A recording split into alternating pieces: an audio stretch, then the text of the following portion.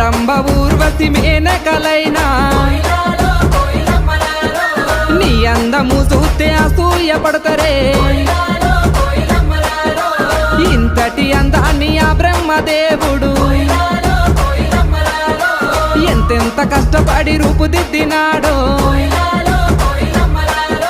దివిలోన నీ ఉంటే దేవుళ్ళు కూడా